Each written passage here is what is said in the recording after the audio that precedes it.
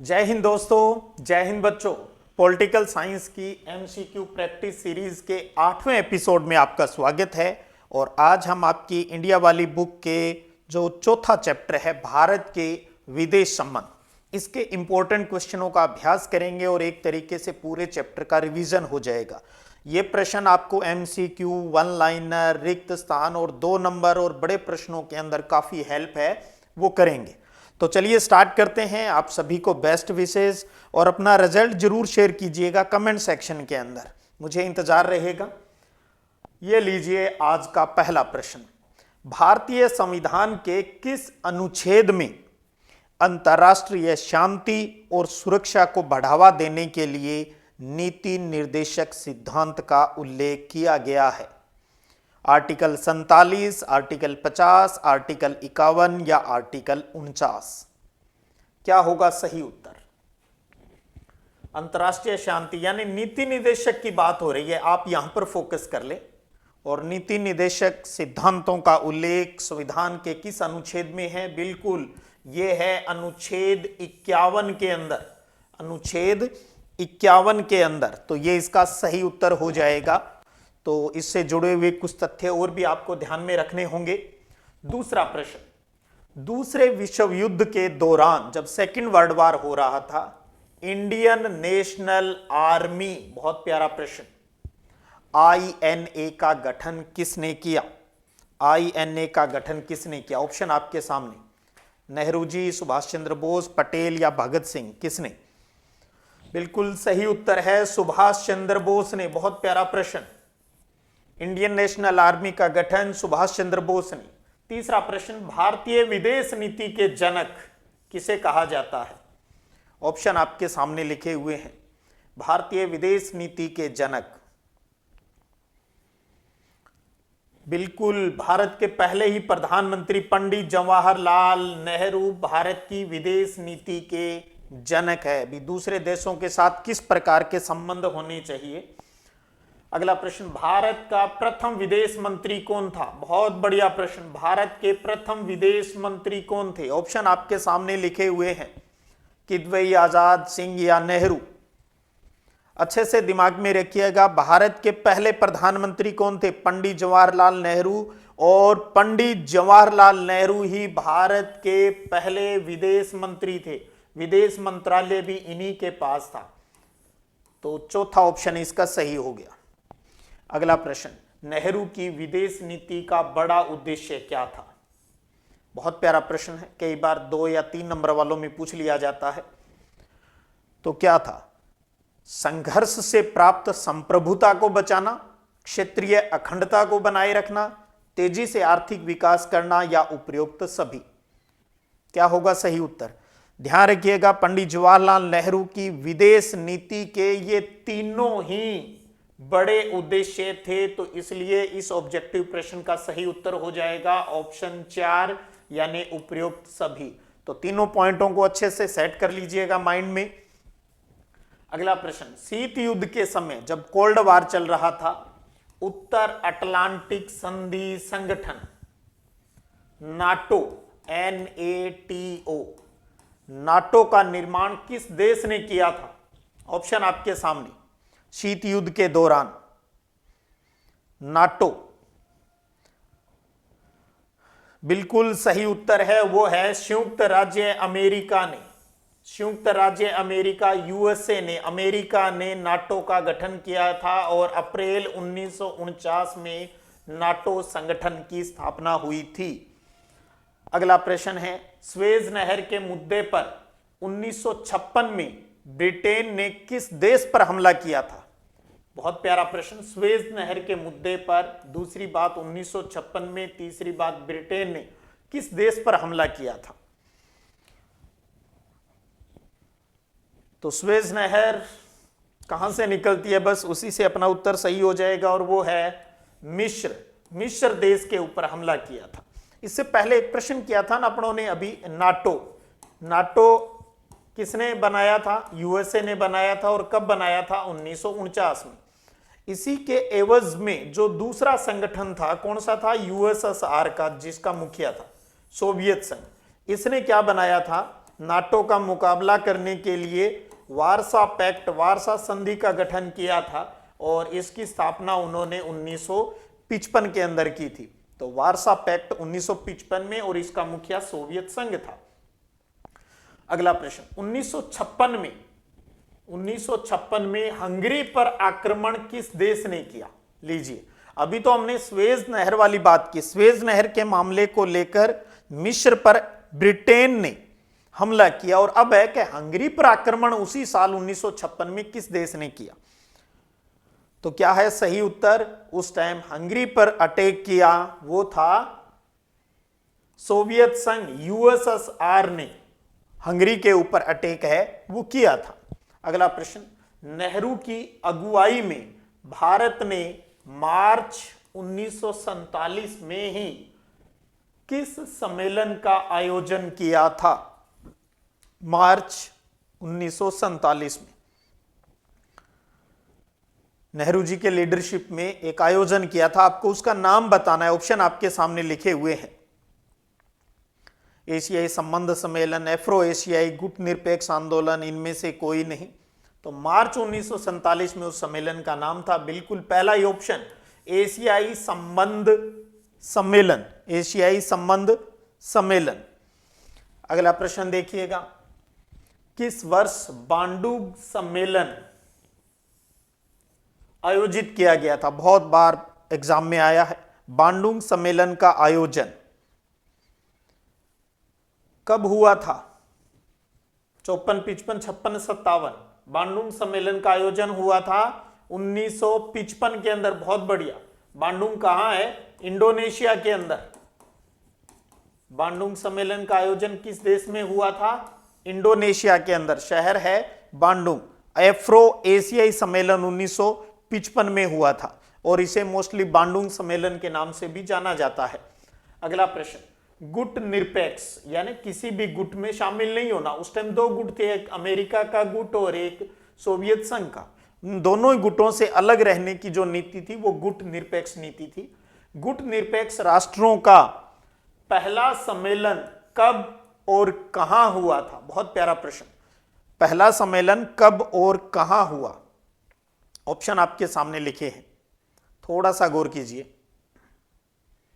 गुट निरपेक्ष आंदोलन का पहला सम्मेलन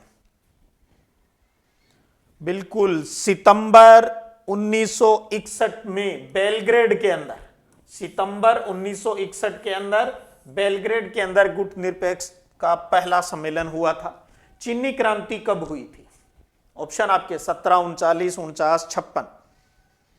चीनी क्रांति आप पढ़ चुके हो ना। 1917 में तो कौन सी हुई थी? रूस की क्रांति हुई थी। और 1949 में, बिल्कुल 1949 के अंदर कौन सी क्रांति हुई थी? चीनी क्रांति है वो 1949 के अंदर हुई थी। अगला प्रश्न, भारत और चीन के बीच पंचशील समझौते पर हस्ताक्षर कब हुए थे? आपको याद आ रहा होगा, भारत की शांतिपूर्ण सह अस्तित्व की 5 सिद्धांत, पंचशील का मतलब था 5 सिद्धांतों को लेकर समझौता हुआ था। भारत के प्रधानमंत्री पंडित जवाहरलाल नेहरू और चीन के प्रमुख थे चाउ एन लाई। इनके बीच में एक समझौते पर हस्ताक्षर कब हुए? और वो ईयर है बिल्कुल, और 1954 के अंदर पंचशील समझौते पर हस्ताक्षर 1954 में हुए थे। एग्जैक्ट डेट की बात करें तो वो है 29 अप्रैल 1954। अगला प्रश्न, भारत और चीन के बीच में युद्ध 61, 48, 62 या 65? भारत और चीन के बीच में, क्योंकि भारत और चीन के शुरुआती संबंध अच्छे थे लेकिन धीरे धीरे बिगड़ते गए और दोनों के बीच में युद्ध हुआ 1962। बिल्कुल 1962 में भारत और चीन के बीच में युद्ध हुआ था। अगला प्रश्न, चीन ने तिब्बत पर नियंत्रण कब कर लिया था? कब कर लिया था? यहां क्योंकि चीन ने जब तिब्बत के ऊपर आक्रमण कर लिया था तो एक रीजन ये भी था भारत और चीन के रिलेशन खराब होने में, और ये था बिल्कुल 1950 के अंदर। एक से बढ़कर एक प्रश्न है, गौर करते चलिएगा। चीन ने तिब्बत पर आक्रमण किया था, नियंत्रण किया 1950 में। भारत ने तिब्बत के पारंपरिक नेता दलाई लामा को शरण दी थी, क्योंकि जब चीन ने तिब्बत पर नियंत्रण कर लिया तो वहां के प्रमुख जो धार्मिक गुरु थे दलाई लामा ने, उसने भारत से शरण मांगी थी। 1959 में इन्होंने शरण मांगी थी। प्रश्न अब ये है भी भारत ने फिर शरण दी कब, 54, 50, 59 या 62 में? तो ध्यान रखिएगा 1959 में शरण मांगी और 1900 कुछ दिनों में ही डिसीजन हो गया अभी ठीक है हम आपको शरण देंगे। वर्तमान में हिमाचल के धर्मशाला में ये रहते हैं। अगला प्रश्न, नेहरू और अयूब खान, नेहरू भारत की तरफ से, अयूब खान पाकिस्तान की तरफ से, सिंधु नदी जल संधि पर हस्ताक्षर किस वर्ष किए? ऑप्शन आपके सामने लिखे हुए हैं। सिंधु नदी जल समझौते पर हस्ताक्षर किस वर्ष हुए? तो सही ईयर बताना है आपको और वो है बिल्कुल 1960 में। 1960 में सिंधु जल नदी संधि पर हस्ताक्षर हुए थे भारत और पाकिस्तान के बीच। 1965 में ताशकंद समझौता हुआ, जिन दो देशों के मध्य हुआ। ताशकंद समझौता किन देशों के मध्य हुआ? ऑप्शन आपके सामने, भारत एक तरफ भारत है, बाकी बांग्लादेश, नेपाल, चीन या पाकिस्तान, ये बताना है आपको। तो ताशकंद समझौता भारत और पाकिस्तान के बीच में, ताशकंद समझौता किसके बीच हुआ? भारत और पाकिस्तान के बीच में। भारत के प्रधानमंत्री थे उस टाइम लाल बहादुर शास्त्री जी और पाकिस्तान के जनरल अयूब खान। और 1966 के अंदर ताशकंद का समझौता है वो हुआ था। और ध्यान रखिएगा, और इस समझौते के अंदर जो मध्यस्थता अगर पूछ ले, बीच में बिचौलिया कौन था, तो उसका नाम है यूएसएसआर, यानी आप हिंदी में लिखें शॉर्ट में तो क्या लिखेंगे? सोवियत संघ ने इसमें मध्यस्थ की भूमिका है वो निभाई थी। 1971 के भारत पाकिस्तान युद्ध का परिणाम क्या रहा? ऑप्शन आपके सामने, भारत पाकिस्तान गतिरोध, बांग्लादेश का उदय, शरणार्थियों की वापसी, भारत अफगानिस्तान व्यापार का खुलना। तो परिणाम था 1971 में पूर्वी पाकिस्तान एक नए देश के रूप में उभरा और वो था बांग्लादेश। और उस टाइम देश की प्रधानमंत्री थी श्रीमती इंदिरा गांधी। अगला प्रश्न, किस वर्ष इंदिरा गांधी ने सोवियत संघ के साथ 20 वर्ष के लिए शांति, मित्रता और सहयोग की संधि पर हस्ताक्षर किए थे? इंदिरा गांधी ने यूएसएसआर के साथ 20 साल के लिए, क्योंकि उधर अमेरिका क्या कर रहा था, पाकिस्तान के साथ रिलेशन है वो बढ़ा रहा था, चीन के साथ रिलेशन बढ़ा रहा था, तो अमेरिका, पाकिस्तान और चीन की एक धुरी बन रही थी। तो इसी के जवाब में भारत ने ये 20 साल की संधि सोवियत संघ के साथ की थी। अब यहां ये बताना है ये संधि हुई किस साल थी? तो बिल्कुल, और ये हुई 1971 में। ध्यान रखिएगा 1971 में बांग्लादेश बना, 1971 में ही ये सोवियत संघ के साथ भारत की 20 साल की संधि हुई। अगला प्रश्न है, शिमला समझौते पर हस्ताक्षर कब हुए? शिमला समझौते पर हस्ताक्षर, ऑप्शन आपके सामने लिखे हुए हैं। पहले सही डेट पे ही बात कर लेते हैं। शिमला समझौते पर हस्ताक्षर बिल्कुल 3 जुलाई 1972 को, 3 जुलाई 1972 को, ध्यान रखिएगा, शिमला समझौते पर, यानी भारत और पाकिस्तान की जो 1971 की लड़ाई थी, बांग्लादेश एक नया देश बन गया, उसके बाद इंदिरा गांधी उस टाइम भारत की प्रधानमंत्री थी और उधर थे जुल्फिकार अली भुट्टो। तो इंदिरा गांधी और जुल्फिकार अली भुट्टो के बीच शिमला समझौते पर हस्ताक्षर हुए ताकि अमन की बहाली है वो की जा सके 1972 में जुलाई। उसके बाद में अगला प्रश्न, कारगिल संघर्ष किस वर्ष हुआ था? कारगिल की लड़ाई हुई थी किस साल हुई? कोई नहीं भूला इसको, और वो है 1999 में। कारगिल संघर्ष, कारगिल की लड़ाई 1999 में। अगला प्रश्न है, चौथी पंचवर्षीय योजना कब शुरू हुई थी? 62, 65, 66, 69। एक चीज मैं यहां थोड़ा सा रिपीट करना चाहूंगा। पहली पंचवर्षीय योजना 1951 से 1956, दूसरी 1956 से हो गई 57, 58, 59, 60, 61, तीसरी हो गई 1961 से 1966, 1966। अब पूछ रहा है चौथी पंचवर्षीय योजना शुरू कब हुई? अब इसका सही उत्तर है वो है ऑप्शन 4, 1969 के अंदर। आपको याद आ रहा होगा मैंने कहा था, क्योंकि ये 1961 से 66 का बीच का जो टाइम था गड़बड़ था। 1962 की लड़ाई हो गई, 1965 की लड़ाई हो गई, तो भारत की आर्थिक स्थिति खराब थी। उसके बाद में 3 एक साल की योजना चली थी, 1966-67, रिपीट ही कर रहा हूं पिछले वीडियो क्लास की बात, 67-68 और 1968-69। उसके बाद में ये 3 साल, 3 एक साल की योजनाएं थी, योजना अवकाश भी कहा जाता है। 3 के बाद 3 सिंगल है, तो इसलिए चौथी शुरू होनी थी कब? लास्ट ईयर वीडियो में प्रश्न था कि ये शुरू होनी थी ये पूछे तो उत्तर है 1966, और शुरू कब हुई ये उत्तर है 1969। अगला प्रश्न, भारत में पहला परमाणु परीक्षण कब किया था? भारत ने अपना पहला परमाणु परीक्षण कब किया? जल्दी से, बहुत ही सिंपल और प्यारा प्रश्न, और वो है मई 1974 के अंदर, मई 1974 में। और आपके नॉलेज के लिए बताऊं, ये परमाणु परीक्षण कहां हुआ था? पोखरण कहां पर है? जैसलमेर। और राज्य की बात करें तो राजस्थान, रेत के टिब्बों पर, तो राजस्थान के जैसलमेर में पोखरण के अंदर मई 1974 में पहला परीक्षण हुआ। और ध्यान रख लेना, मई 1998 में दूसरा परमाणु परीक्षण हुआ। जब पहला हुआ उस टाइम देश की प्राइम मिनिस्टर थी इंदिरा गांधी, दूसरा परमाणु परीक्षण हुआ उस टाइम थे अटल बिहारी वाजपेयी जी, दूसरा परमाणु परीक्षण।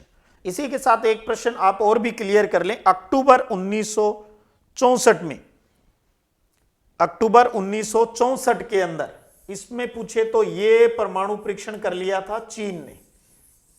और जब भारत ने दूसरा किया उसी टाइम पाकिस्तान ने अपना पहला परमाणु परीक्षण किया था चगताई पहाड़ी पर। तो अक्टूबर 1964 में चीन ने अपना परमाणु परीक्षण किया था। अगला प्रश्न, भारत में परमाणु अप्रसार संधि पर हस्ताक्षर नहीं किए। भारत ने परमाणु अप्रसार संधि के ऊपर हस्ताक्षर नहीं किए, और यह संधि आई थी लगभग 1968 के आसपास, 1968 में। क्यों नहीं किए ये बताना है। क्या इसका सही उत्तर होगा? क्लब में प्रवेश का इच्छुक है, विभेदकारी है, संधि द्वारा परमाणु शस्त्रों के परिष्करण पर रोक लगाई गई, यह संधि भारत की गुटनिरपेक्ष नीति के विपरीत थी। आप अच्छे से लाइनों को अगर गौर करेंगे, 1968 की परमाणु अप्रसार संधि को यूएनओ थोपना चाह रहा था। भारत हमेशा से इस संधि को भेदभावपूर्ण मानता आया था। भेदभावपूर्ण है यह नीति, यानी ऑप्शन दूसरा, परमाणु अप्रसार संधि विभेदकारी है, भेदभावपूर्ण है, इसलिए हस्ताक्षर नहीं किए थे इंडिया ने। अगला प्रश्न, अरब इजराइल युद्ध कब हुआ था? ऑप्शन आपके सामने, अरब इजराइल युद्ध 71, 72, 73 या 74। तो सही उत्तर है जी 1973 में अरब इजराइल युद्ध हुआ। फटाफट अगला प्रश्न, सच्ची गुटनिरपेक्षता की विदेश नीति का जिनके द्वारा अनुसरण किया गया वो थे, अब बता दीजिए। गुटनिरपेक्षता की नीति के जनक जो 5 थे उनमें से पंडित जवाहरलाल नेहरू थे। लेकिन यह बात चल रही है कि गुटनिरपेक्षता नहीं, सच्ची गुटनिरपेक्षता, क्योंकि गुटनिरपेक्षता की नीति पर भारत के ऊपर हमेशा आरोप लगते रहे भी इसका झुकाव ज्यादा सोवियत संघ की तरफ है, जबकि गुटनिरपेक्षता का मतलब तो है हमें किसी गुट के साथ नहीं जाना चाहिए। तो फिर एक नई गवर्नमेंट बनती है और जो कहती है हम सच्ची गुटनिरपेक्षता लाएंगे, हम न तो सोवियत संघ न ही अमेरिका किसी के साथ नहीं जाएंगे। तो नेहरू जी वो नहीं हो सकते, शिमला समझौता, राजीव गांधी नहीं, मोरारजी देसाई का नाम आ रहा है। शायद हो सकता है इस चैप्टर में आप मोरारजी देसाई से थोड़ा सा कंफ्यूजन में हो जाए, लेकिन आपको पता होना चाहिए 1977 के अंदर, 1977 के अंदर एक नई पार्टी की सरकार बनी थी और वो थी जनता पार्टी की सरकार। और जनता पार्टी का मुखिया उस टाइम बने, यानी प्राइम मिनिस्टर बने मोरारजी देसाई। ये वही मोरारजी देसाई है जो पहले गैर कांग्रेसी, पहले तो कांग्रेस में ही थे लेकिन छोड़ दी थी कांग्रेस, पहले गैर कांग्रेसी प्राइम मिनिस्टर बने थे मोरारजी देसाई 1977 में जनता पार्टी की सरकार। तो सच्ची गुटनिरपेक्षता की बात किसने की थी? जनता पार्टी, और जनता पार्टी ऑप्शन में नहीं हो तो फिर हम किसके साथ जाएंगे?